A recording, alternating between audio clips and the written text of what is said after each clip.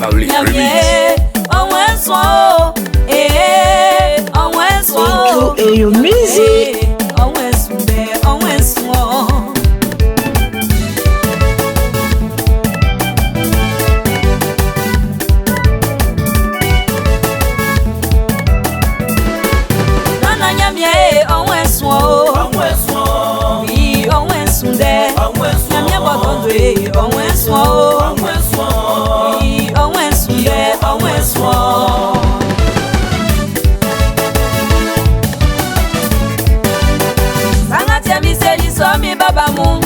Sule wakati mi aliemi kwe mi dio. Sule wakati mi zue mi famino. Nana nyamye onwe sunde. Se savye juli mi suna mi we mi susu. Nana nyamye onwe sunde. Se aikaba ole na se au kuikai. Se yuosu onwe suo. E mi kauleti manyo. Anangama itie onwe sunde. Nana nyamye onwe suo. Onwe sunde.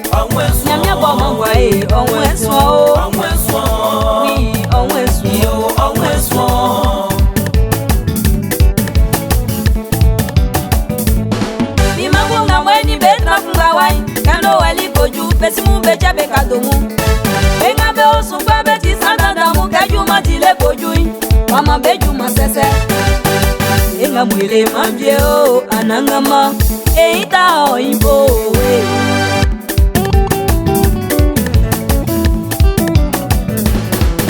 Sravye mumbe ti mabla fweti. Be mangumu, be yo be fifisa. Sravye mumbe ma beti ale fwet. Be mangumu, be yo be wanzosa. Edjou et your music. Ye uye nga moyo.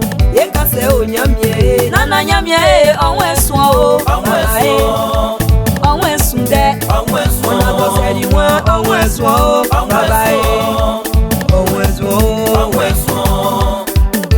Papa Kwadio Ejeno. Yao apwe Melissa na Dejo. Mwenye miesiye mwango. Ndeyo baka o tata. Ndeyo baka o tata. Ndeyo baka o tata.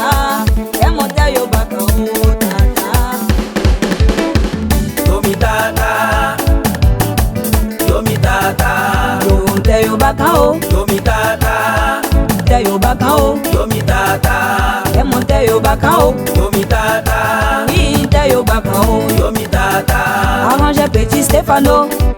Nana nyamye yo itata o. Minyo kwenye ungla ya Charlotte. Be flashik mama nyamye yo itata o. Yomi tata. Isi manye ata amwe brenda e. Esi nyamye ya ki yo itata o. Yomi tata. Yaneru kwa joe. Yomi tata. Yo itata o. Yomi tata. Yomi tata. Yomi tata. Yo baba kwa yo brisi ole. Ao nyamye yo itata o. Yomi tata. Yala lo tonton Julie. Yo itata o. Minyo kwenye befle au silivi. Esi nyamye ya ki yo itata o. Yomi tata. Jeremy kwa Edjou et your music. Abuele yo itata o. Yomi tata.